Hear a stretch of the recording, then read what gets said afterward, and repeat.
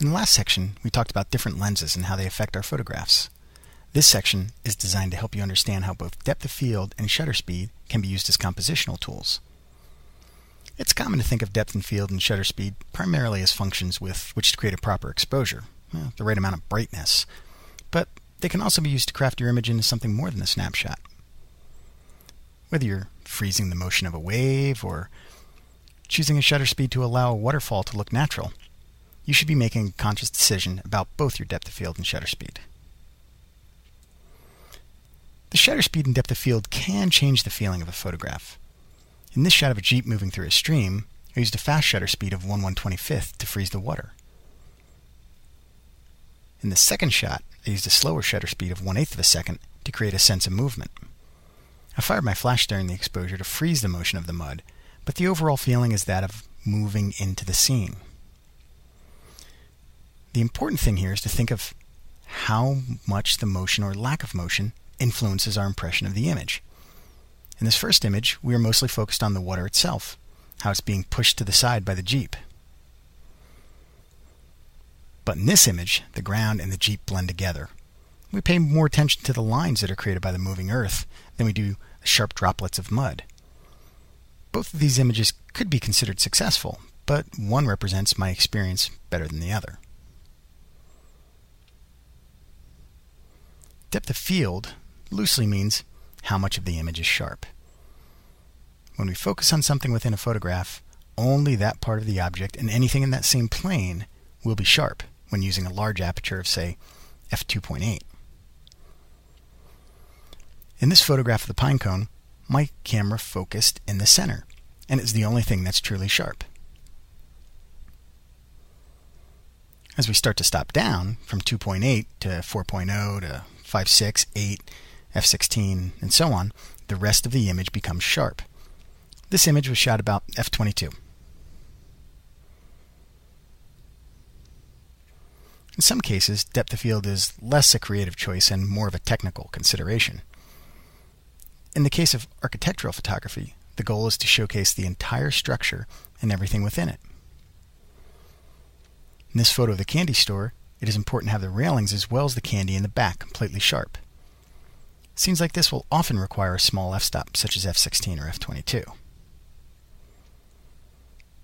Landscape photography is another discipline where it's customary to have the entire image, from front to back, totally sharp. As with architecture, this forces the eye to spend equal time with all subjects within the frame.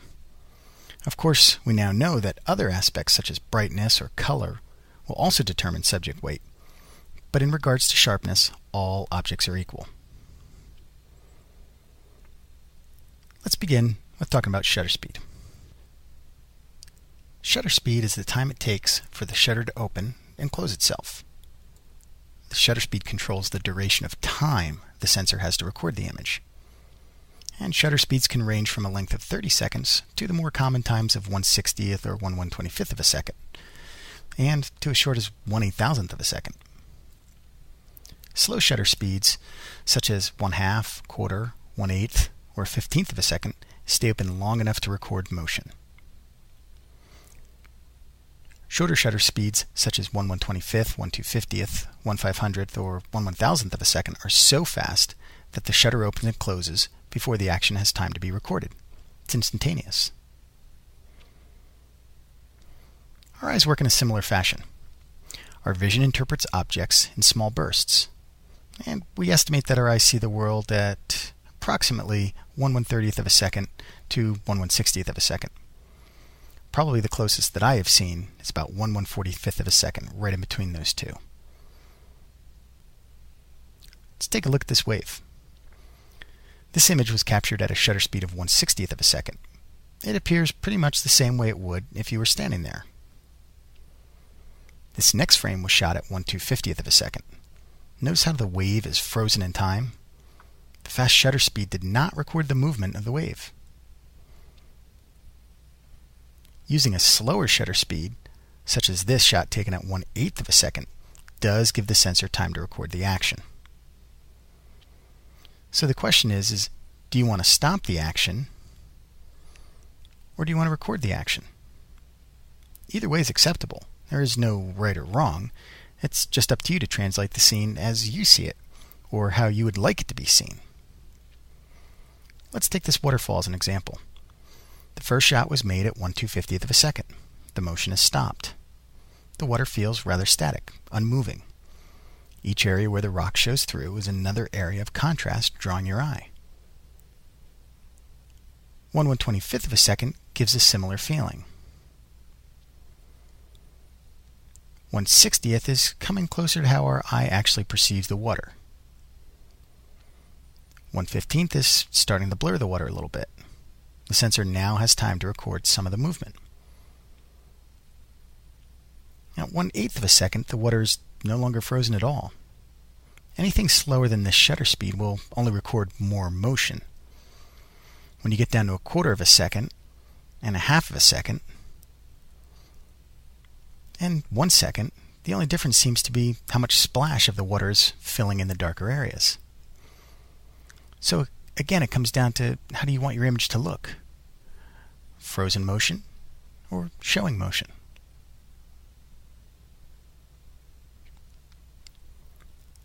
Let's look at them again from the top, beginning with 1/250th of a second. Look close at how you can see more rocks through the water. Does the shape of the water complement the rocks? 1/60th, the way our eye sees.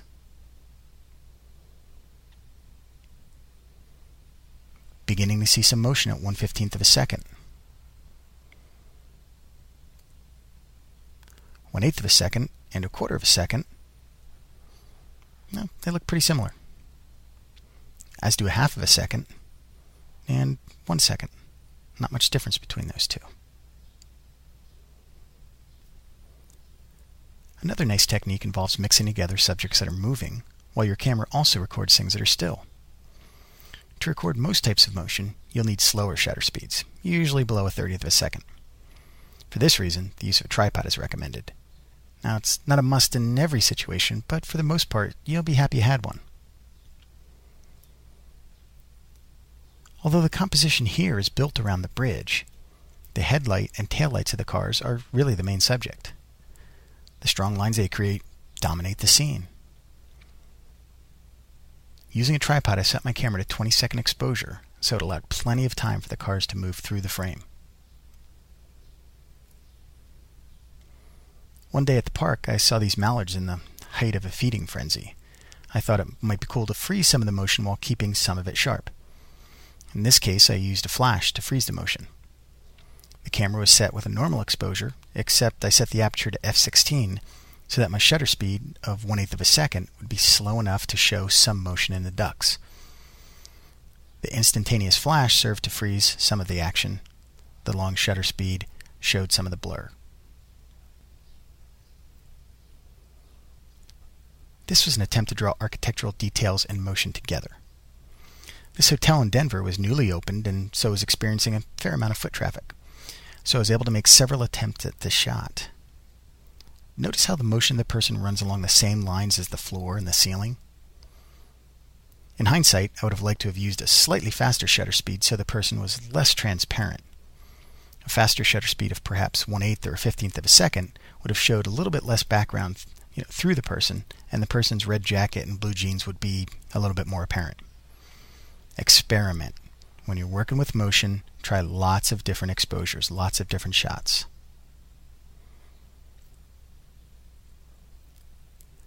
Las Vegas at night is a great place to play with motion in your images. Lots of people, lights, and action. I imagine that with a long exposure, the bright lights of the cars would create appealing lines. To emphasize these lines, I chose a high vantage point so the car trails would contrast against the dark pavement. The shutter speed was 25 seconds, and I shot at least 24 frames of this scene to capture the traffic at different stages. This allowed me to choose my favorite after downloading my images and looking at them all. Here again, using people that are moving, this time with an escalator. This exposure was 1.5 seconds. Too much longer and the people would have been too blurry. Much shorter and they would have been too defined. It's best to plan to experiment with different shutter speeds to achieve the exact result you're looking for. I made many shots with the passers-by to nail down the exposure first, then waited for the right group of people to come down the escalator. Unfortunately, the group of people all dressed in red never did come, so I have to satisfy myself with this frame. Having a single person or a group wearing red would have achieved the color in a monochromatic scene and helped to strengthen the presence of the people. But sometimes you just have to take what you get. These next two images demonstrate the powerful difference in timing. In the first image, the carnival ride in the back is waiting to pick up their next load, while the one in the front is in full swing. For the second image, I changed my camera location and waited for some action in both the rides. This image is more about the graphic light display, but some folks might not even know what it is. While the first may impart more of a being at the fair feeling, because the back ride is a little bit more easy to recognize. Not right or wrong, just what are you trying to portray in your photograph? I'll often use longer shutter speeds with water to help define a certain shape. Here the main subject of the image is the rock in the foreground. If I captured this with a shorter shutter speed, the incoming waves would be more apparent. Little lines of contrast and recognizable shapes. But with this long exposure, the water becomes basically one shape and one color, one tone. It's one large object. And this serves to de-emphasize the water and highlight the shape of the rock. So far, we've been focusing on subjects that move through our frame while our camera is still. You can, however, move your camera or lens to achieve a feeling of motion in your photography. One way to do this is with a technique called panning. This method involves following a moving subject with your camera, so that hopefully both the camera and subject are moving at the same speed. Typically, you use a shutter speed in the range of 1/4 to 1/15 of a second, depending on the speed of your subject. This effect, when done right, can keep your subject somewhat sharp while the background is blurred. It gives a sensation of speed. In this image, using a shutter speed of 1/15 of a second, I pan my camera from right to left as I followed the horseman. It's a good idea to begin following your subject as you look through the viewfinder before you actually press a shutter button. This helps match your speed to that of the moving subject. After the shutter is pressed, continue panning to finish out the effect. Here's the effect of a slower shutter speed. This was captured at 1/4 of a second. In this scene, I was in the back of a truck, following along with the bikers as the driver was trying to match their speed. Notice how the rider and bike are somewhat sharp, but the background is really blurred. In addition to supplying a sense of motion, this type of shot also helps isolate the main subject from the background. For this image of the whitewater rafters, I used a shutter speed of 1/8 of a second and handheld my camera. When hand-holding, chances are good that you will not get your main subject really sharp, but that's okay. Sometimes the effect can be equally as effective. Don't be deterred from trying this technique for lack of a tripod. Panning doesn't always require a moving subject, though. You can use longer exposure and simply move your camera while exposing a stationary subject, such as these trees. Here I handheld the camera and used an exposure of 2 seconds. For the first second, I tried to hold my camera still, and for the second second, I moved my camera up and down. This allows some sharpness to come through the blur. I recommend you experiment with lots of different shutter speeds and movement. You never know quite what you'll get. One advantage of using this technique is that you actually lower contrast in the scene. Look how deep our blacks are and how bright our whites are in this frame. And when you use the panning technique, it kind of lowers that contrast. The white comes over the black, and the black goes over the white, and it lowers the overall contrast. A variation of this technique is to use a flash and a long exposure. The instantaneous burst of light from the flash freezes the subject, and then the long exposure blurs it over the sharp parts. I usually set my flash to about a -1 setting for this technique, and set the aperture and shutter speed to give normal exposure. Here the shutter was set to about 1.5 seconds, and during that time I rotated my camera in a circular motion. Here's a technique I've played with after reading a book by Freeman Patterson. He's a brilliant Canadian photographer. If you've not heard of him, you should check out some of his work. He's really quite good. And he would take multiple exposures of the same scene on the same frame of film while hand-holding his camera. His exposures could be as few as 2 or as many as 9 or even more. This technique took some minor calculation on the film camera in regards to exposure, but with most digital cameras that perform multiple exposure these days, the calculations are built right in. So you just set your dial to however many exposures you want to take and just go ahead and shoot them. This technique also reduces the overall contrast in the scene and creates a sort of impressionistic effect. The variations from how you move your camera to how many exposures you take are simply endless. And instead of moving your camera, you can also try zooming your lens. Again, use a long exposure, 1 or 2 seconds, and while the camera is exposing, simply zoom your lens. Again, the variations are limitless on these techniques.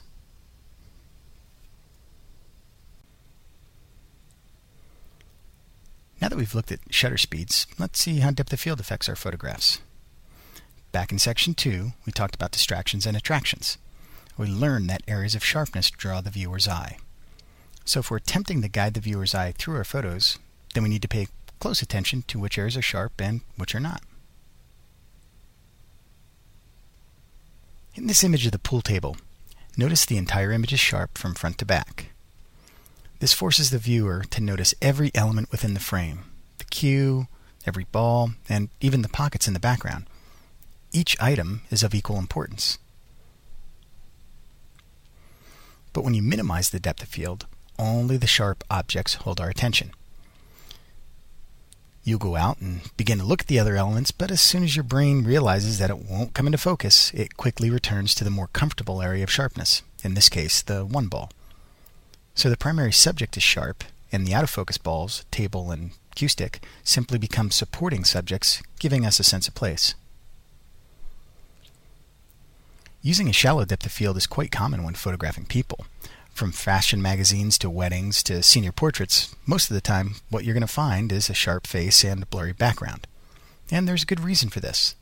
Again, sharpness draws the eye, and if we want to highlight our subject, throwing the rest of the scene out of focus is a step in the right direction. This image was made at an aperture of f4. Notice a difference when the same shot is made with an aperture of f22. Every bit of the bricks are sharp. This gives our eyes opportunity to explore the entire background instead of staying focused on the subject. This tends to de-emphasize our main subject. The amount of depth of field in an image can also drastically change our perception of the subject and the overall feel. In this image, I stopped down to f22 in an attempt to get everything sharp.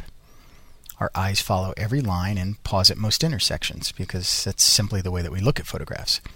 But there really is no strong main subject in this composition. However much I like the lines and the colors, it still lacks a powerful centerpiece. By shooting wide open, however, we throw almost everything out of focus except for the 2 front curves. And this approach strengthens the main subjects and makes the image easier to view. Another thought to keep in mind is, where are you focusing? When choosing to use a shallow depth of field, you need to ensure that your autofocus point is over the correct area. Most of the time, an image that is out of focus will not be successful. This is especially true of portraits. Some subjects, however, can withstand different areas of sharpness. In this first shot of the corn lily, I focused at the top tip of the leaf. This keeps our attention at the tip, and by default, we check out the other tip as well, just to see if it's sharp. So our eye travels from one area to another. In this next frame, though, I focused on the lower tip. This gives us a whole different feel to the image. Now my eye tends to see more of the gentle curves of the leaves rather than spending time examining the points. The impact of the shallow depth of field cannot be overstated. It's a sure way to bring your viewer right to your main subject. You can emphasize this even more by being close to your subject. The closer you are to your subject, the less depth of field you inherently have, doesn't matter what lens you're using. So, for example, in the case of this dartboard, even though I'm stopped down to f22, the entire image is not tack sharp. Only the bullseye is truly sharp. and even though the darts are somewhat out of focus, they still command some attention. So a better approach to highlight the bullseye would be to use a narrow depth of field. In this frame I used an aperture of f4 to isolate the tips of the darts. Notice how little time you spend looking around the surrounding board. Most of the time is right on the bullseye, right at the tip of the darts.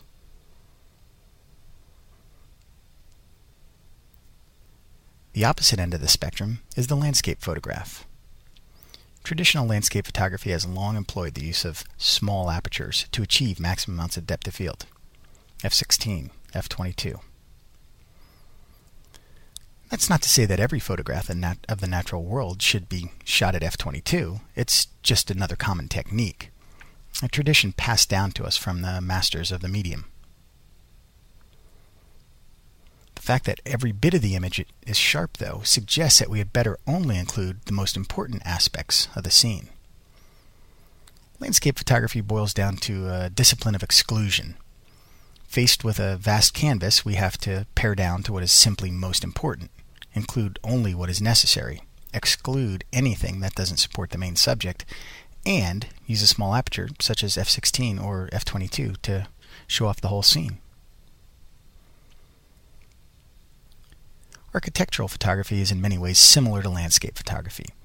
Here we also have to be very careful of what we include.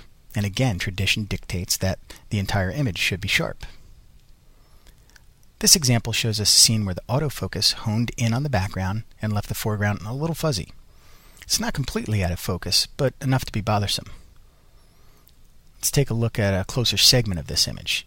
You can see the front railing is just a little bit soft, and that's just enough to catch our attention. Instead of looking right past it, we notice it as an aberration and kind of find it disturbing or off-putting. In this next frame, I was more careful to keep the entire shot sharp by focusing 1/3 of the way into the scene and then using the smallest aperture of f22. And when we look at the smaller segment, which would approximate how we would see the print, we're not disturbed by the foreground.